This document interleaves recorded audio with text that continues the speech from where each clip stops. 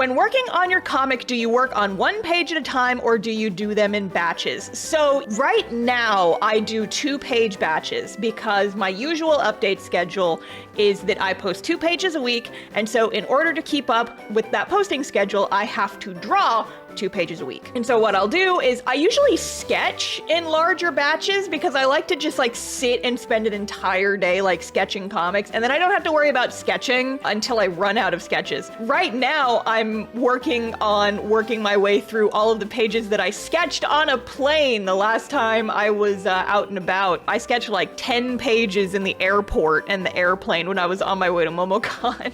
I used to do larger buffers. For a long time, I would do like batches of 8 pages because, you know, I would do 8 pages a month. And so I would work on 8 pages at a time. And then I would finish a batch of pages and then I'd have a couple of days and then I'd start on the new one. But doing a month's worth of pages would take me approximately a month. And I did that for a while before I realized that it was really bad for me. Because if I spent that long with a batch of pages in progress, I could not bring myself to work on anything else. So it would be like if I had a batch of pages that needed to be drawn and that I was like still inking or still coloring or what have you, if I ever sat down to draw, even for fun, like if I sat down to do something, my brain was like, you still have pages you need to work on. Why are you not working on pages? You need to work on these pages. You have a whole bunch of pages in progress and none of them are finished. What are you doing?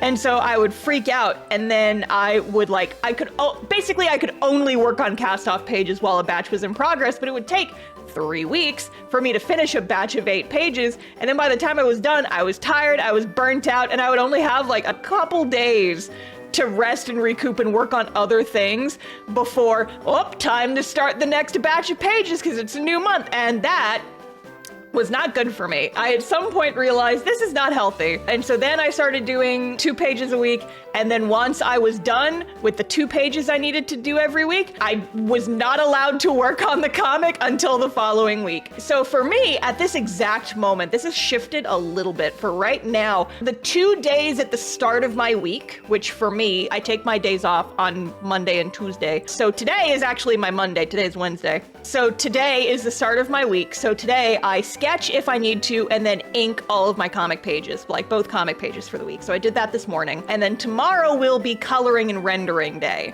And so tomorrow I'll take those 2 pages and I'll color them and I'll render them. And then once those pages are done, I do not work on the comic again until next Wednesday.